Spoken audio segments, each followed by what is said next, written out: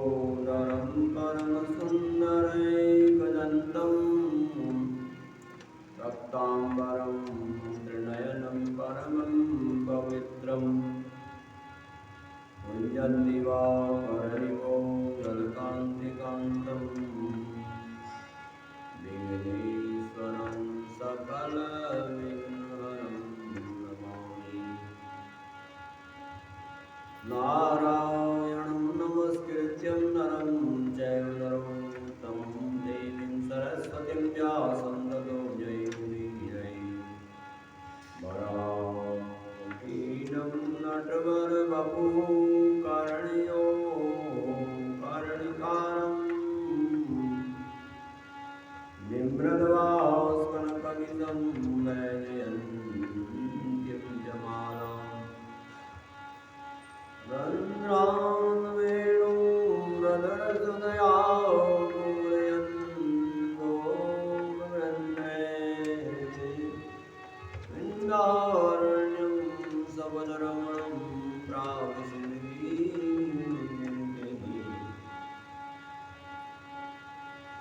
नमोऽस्तुते व्यासविशालबुद्धे फुल्लारविन्दयात्पत्रनेत्रौ येन त्वया भारततेन पूर्वं प्रजातो यान्मया मदिवः। ॐ जय गिरिवरराज किशोरी जय महेश मुखचन्द्र चकोरी जय गजवदन शरणागत माता जगत जननी दामिनी स्तुतिगाता। नहीं कबयादि मन्यगनाना अमित प्रभाव वेद नहीं जाना। जय भवन विभव पराभव करणी विश्वविमोहनी कवच विहारिणी।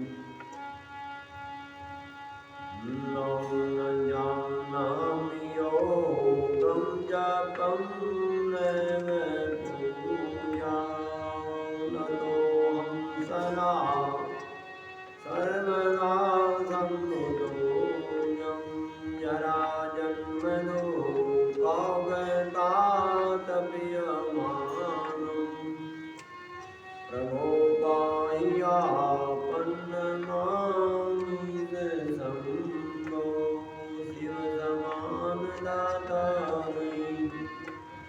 विपदविदारणं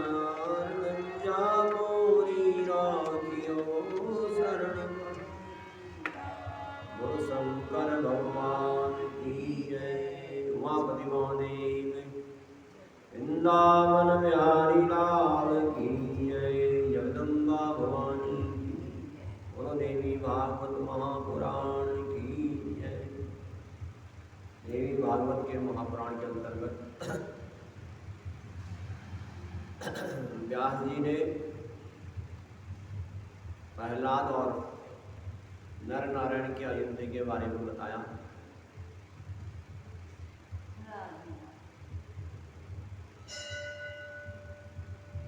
सरस्वती के जल में नैमिषारण्य में पहुंच करके प्रहलाद का मन प्रसन्न हो गया। पाताल लोक से नैमिषारण्य तीर्थ पहुंचा और इस शुभ परम पावन तीर्थ में दैत्यराज प्रहलाद ने विधिवत स्नान किया, दान किया और जब उस नैमिषारण्य तीर्थ की यात्रा कर रहे थे, नैमिषारण्य तीर्थ में घूम रहे थे, तो उन्होंने हिरण्यकश्यपु पुत्र प्रहलाद ने छाया संपन्न एक बड़ वृक्ष देखा, छाया वाला। उस वृक्ष पर बाणों को देखा और मन में सोचा कि ये आश्रम पवित्र आश्रम और बाण किसके हैं, ऐसा चिंतन करते हुए उसने सामने देखा नर नारायण को और नर नारायण के सामने ही धनुष बाण रखे हुए हुए थे और दोनों मुनि ध्यान में मग्न थे, नर और नारायण। और भक्त प्रहलाद उनको देख करके बड़ा मन उनका वो हो गया, क्षुब्ध हो गया। उन्होंने देखा कि तपस्या कर रहे हैं और बाण बगल में रखे हुए हैं, तो क्रोध से लाल आंख करके उन्होंने कहा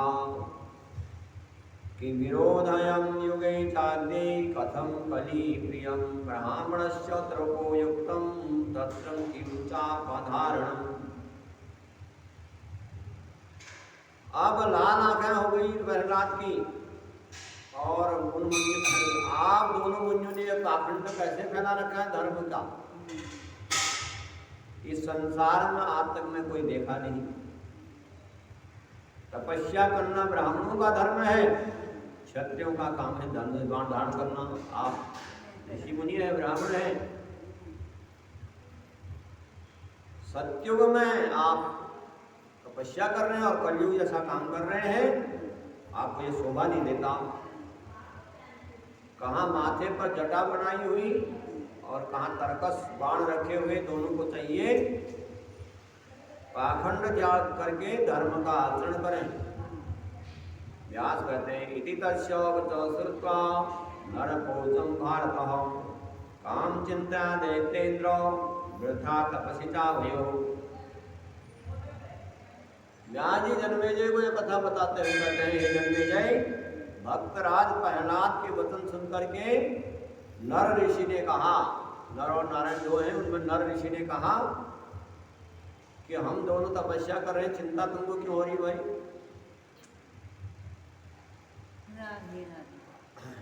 हम जो सामर्थ्य रखने वाला पुरुष तो कुछ भी कर सकता है, तो जो सामर्थ्यवान है उसको कोई दोष नहीं है। तो ये प्रसिद्ध है कि हम दोनों कार्य कर सकते हैं। कहने लगे हम तपस्या भी कर सकते हैं और धनुष धारण भी कर सकते हैं, युद्ध भी कर सकते हैं और तपस्या भी कर सकते हैं। आप हमको पूछ करके क्या करोगे बताइए? आप जहां से आए हो वहीं चले जाइए, सुनसान हमको तपस्या करने दीजिए। ब्रह्म तेज बड़ा कठिन होता है। आप जैसे अज्ञानी जीव से उस महत्व को क्या समझेंगे? आप बकवास मत करें ब्राह्मणों से। इस प्रकार प्रहलाद से कहा नर ने। तो प्रहलाद कहने लगे कि तापसो मंद बुद्धि तो मृषा वाम गर्भ मोहितो मयि तिष्ठति दैत्येन्द्र धर्म सेतु प्रवर्तके न युक्तं तीर्थेऽस्मिन् धर्मचारणं पुनः का शक्तिं युधोस्ति दर्शयान्यतमोधना। प्रहलाद कहने लगे आप दोनों तपस्वी मंद बुद्धि हैं, आपने पाखंड फैला रखा है, आप गर्व अभिमान मोह में पड़ गए हैं। धर्म का क्षेत्र निर्माण करने वाले मुझ दैत्येन्द्र के रहते तीर्थ में ऐसा धर्म विरुद्ध कार्य अनुचित है। आप में युद्ध करने की क्षमता है तो आप ही दिखाइए मेरे सामने। व्यास जी कहते हैं जन्मेजय को, व्यास वाचो तदा कर्ण्यवतस्य नरस्तं पत्युवाचः युद्धं मया श्राद्धं यदि ते मति सदसि। दैत्यराज का प्रहलाद का वचन सुन करके नर ने कहा यदि आपका विचार है युद्ध करने का तो आइए युद्ध कर लेते हैं, एक एक हाथ कर लेते हैं। आज मैं आपकी खोपड़ी का चूर चूर कर दूंगा, इसके बाद तुम्हें फिर कभी किसी के साथ युद्ध नहीं करना पड़ेगा अगर आज मेरे साथ युद्ध हो जाएगा। व्यास जी कहते हैं इस प्रकार से नर नारायण कृतावृषोतम से हो। महामुनि नर के वचन सुनकर के दैत्यराज प्रहलाद कुपित हो गए और दैत्यराज ने मन ही मन प्रतिज्ञा की कि चाहे जिस तरह भी होगा मैं आज इन दोनों पर विजय प्राप्त करूंगा, नर और नारायण को मैं युद्ध में हराऊंगा या नर नारायण को। ऐसा कह करके धनुष बाण उठा लिया, धनुष की प्रतिष्ठा चढ़ाई और महर्षि नर ने धनुष उठाकर क्रोधित होकर के प्रहलाद के ऊपर बहुत सारे बाण छोड़े और दैत्यराज प्रहलाद ने तत्काल सारे बाणों को काट दिया। तो इस प्रकार बड़ा भारी युद्ध होने लगा नर नारायण और प्रहलाद में। और उधर आकाश में देवता देख रहे थे, आकाश से फूलों की वर्षा कर रहे थे इस युद्ध की। तो उसी समय दैत्यराज प्रहलाद का क्रोध बढ़ गया और वह भगवान उन बाणों को नारायण पर छोड़ने लगे, भगवान नारायण पर। और वो काट रहे थे, इस प्रकार बाणों की वर्षा हो गई बहुत सारी, आकाश भर गया, इतना आकाश में अंधेरा छा गया। इस अद्भुत आश्चर्य के देवता इस युद्ध के बारे में दानव और परस्पर दैत्य वार्तालाप करके कहने लगे भयानक युद्ध हो रहा है, ऐसा युद्ध आज तक हमने देखा नहीं।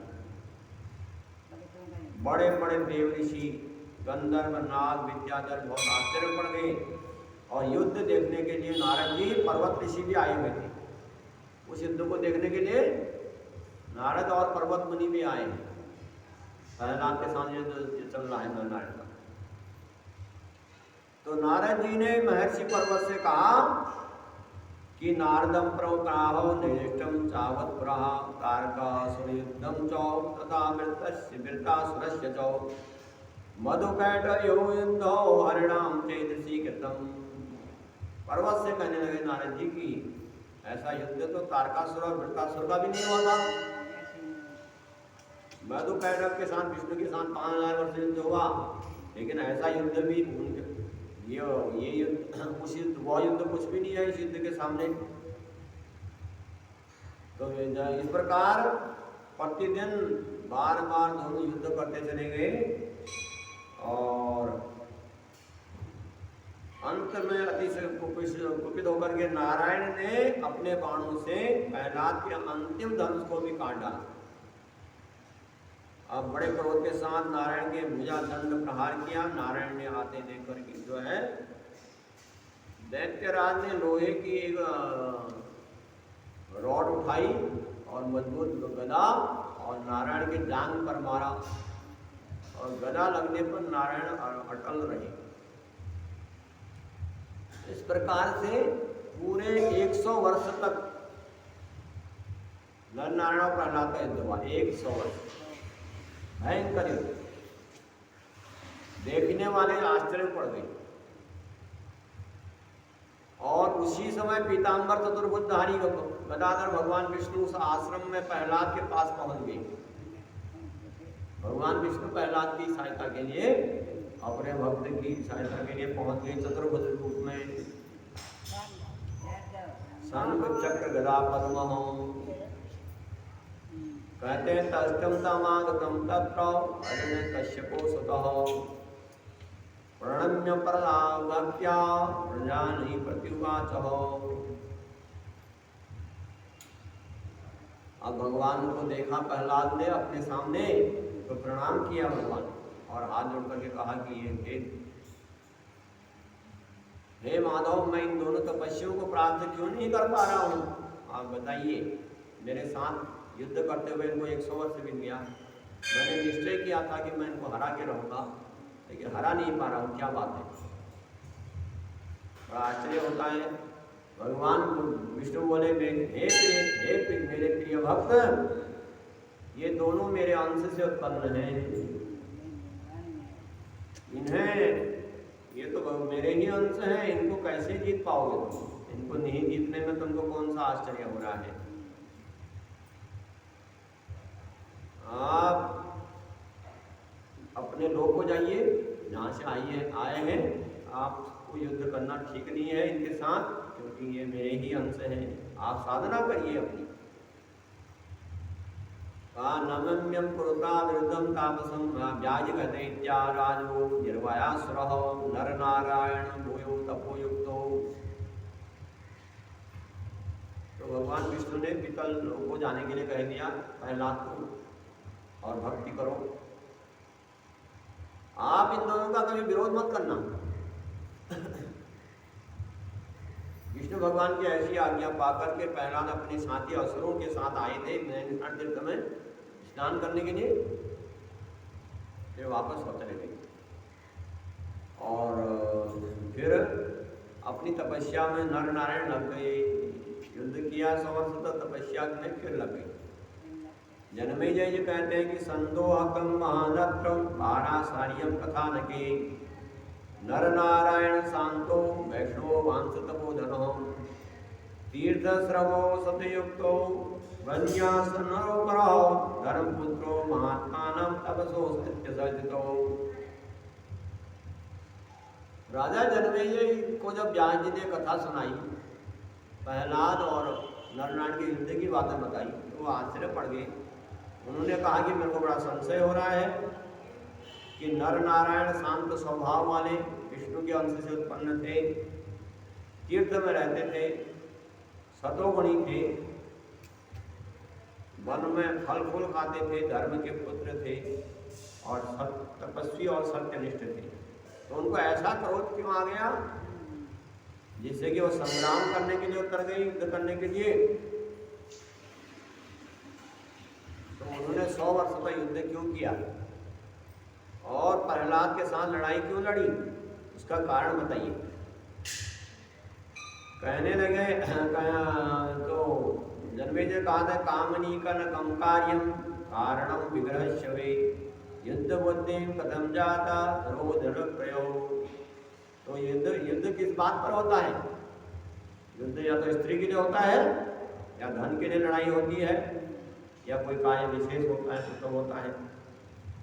तो यहाँ तो कोई इच्छा ही नहीं है, न नारायण की, न धन की इच्छा है, न स्त्री की इच्छा है, न कुछ इच्छा है, क्योंकि वो बड़े तपस्वी हैं। तो यहाँ युद्ध का कारण क्या बना?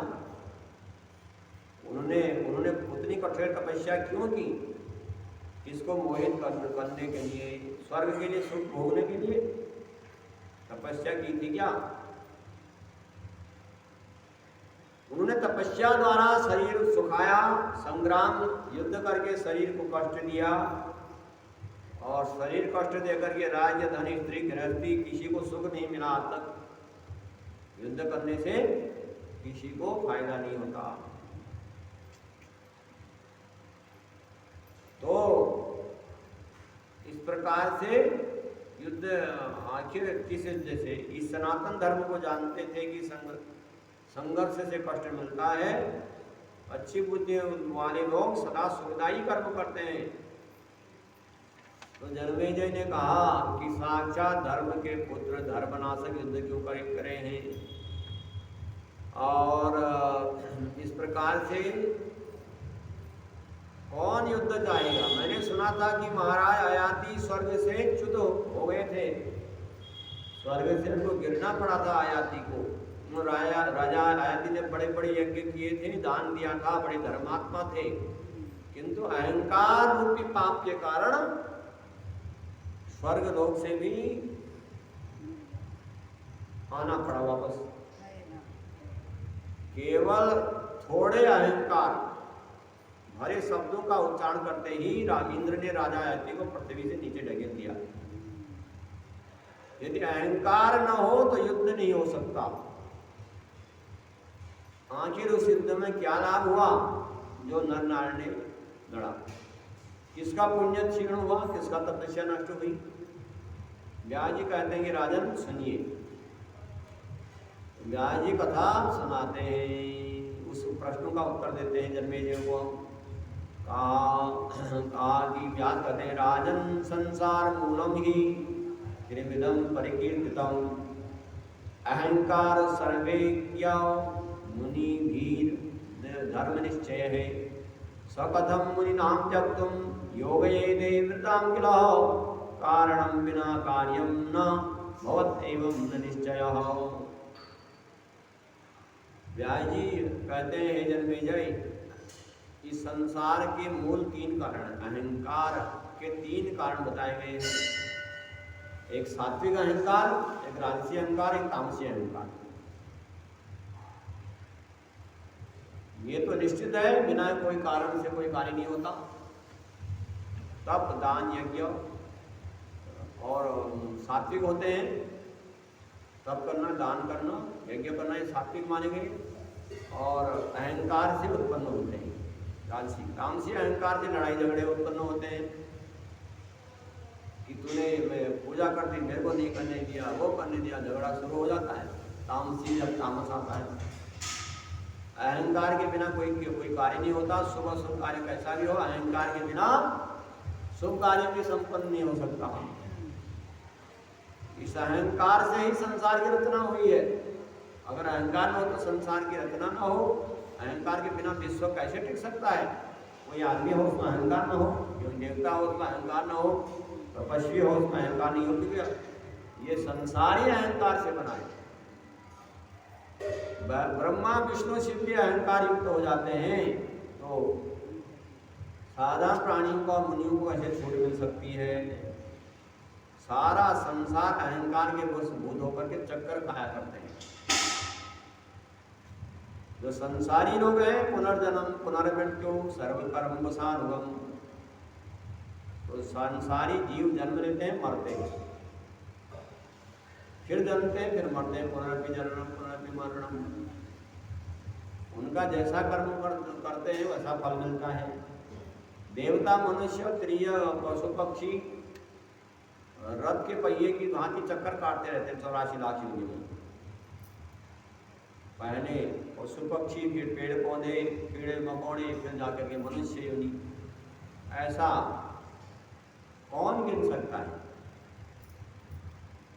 इस विस्तृत संसार का उत्तम अधम सभी योनि में भगवान ने असंख्य अवतार लिए और अंत में उन्हें मछली तक का शरीर धारण करना पड़ा। भगवान को मछली का शरीर धारण करना पड़ा, कच्छप का रूप धारण करना पड़ा, वराह का रूप, वामन उन्होंने, वे जगन्नाथ वासुदेव युग युग में अगणित अवतार लेते रहते हैं।